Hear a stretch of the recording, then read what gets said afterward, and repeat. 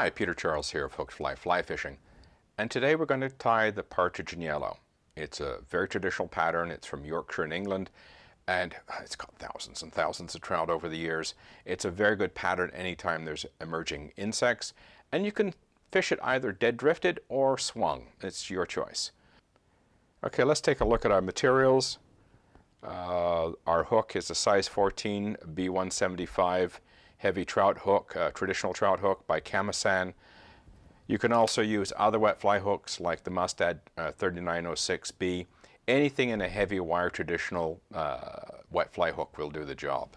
Our thread is a yellow Wapsi or UTC in a 140 denier. Traditionally this fly is tied using tying silk. I don't have any tying silk, so I'm substituting this 140 denier yellow thread instead. And the only other material we have is a partridge feather. And we're going to first make a few trims to this partridge feather, and then we'll be ready to go. The first thing we want to do with it is grab it by the tip and pull these feathers out in this fashion.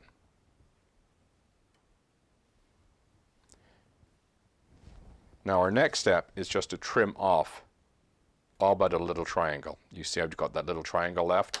That triangle is going to be used as a tying in point. Now I have more feather here than I need to work with. So I'm going to trim off, and you see how I'm holding it with the curve pointing away from me? Now I'm going to trim off these bits. Trim off one side. So when we're done, all we have left is this one side of the feather. And the reason why I do that is I'm fishing this fly in water that is not very fast, it's not very turbulent, so I don't need a big bushy fly. If I was tying this fly to work in heavy riffle current, then perhaps I might want to tie it with both sides of the feather, producing a heavier, denser hackle. But I want this to be rather light and ephemeral, if you want to use, for lack of a better word. So I've stripped off one side of the feather. So first let's tie on our thread, and this is an amazingly simple tie. Get started close to the eye, and we're going to wrap back. Try and go as even as you possibly can, being careful not to clip your thread on the hook point. Now before I get all the way back, I'm going to trim this off. The last couple of wraps, I'm just going to cover the butt end of that trimming. And then I'm going to work my way forward.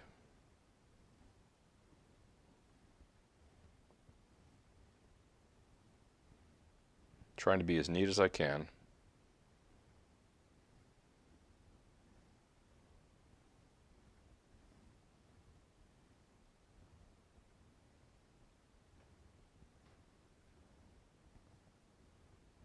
And stopping right there. I'm going to tape my partridge feather and just expose that little triangle.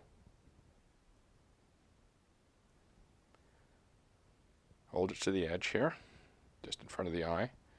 And I'm just going to draw it back slowly just so it clears the eye. Work the thread back and then forward. Now because I'm working with the rotary vise here, I'm just going to put a little half hitch. You don't need the step if you don't have a rotary vise, but I have one, so I like to use it.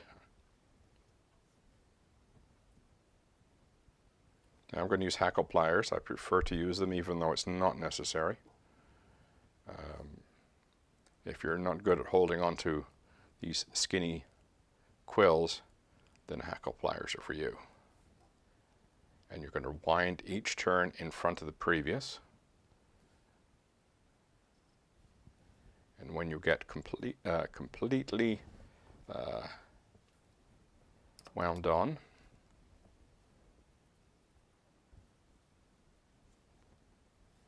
put a few tight turns in there, and then trim this off. Sometimes they'll just snap right off.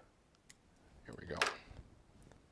And the last step is just to finish off the head And a whip finish.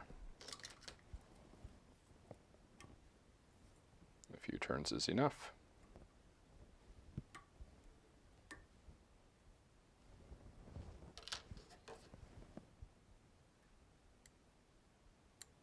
All we need to do now is put on a little bit of head cement and we're ready to go fishing. There we are. The partridge in yellow all ready to catch a trout.